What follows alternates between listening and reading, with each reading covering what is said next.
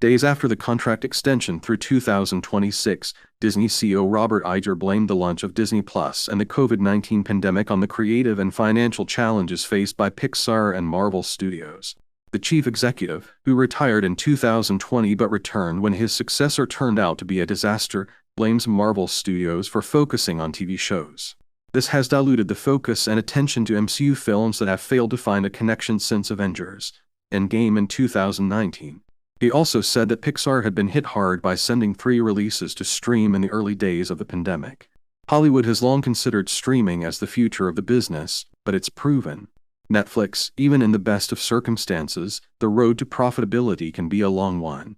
The pandemic prompted studios to take aggressive actions that benefited the consumer but ended up costing them money in the short term. Now that business has returned to normal, virtually every streaming service is adopting more consumer-hostile practices, and Disney is far from the only studio to blame streaming for the recent drop in revenue. There have been some disappointments. We would like some of our latest releases to perform better. This reflects the problem not from the personnel point of view. It's all about our desire to significantly expand the content to serve our main streaming offering. We ended up taxing our people far more in terms of their time and their attention far beyond what they were prepared for.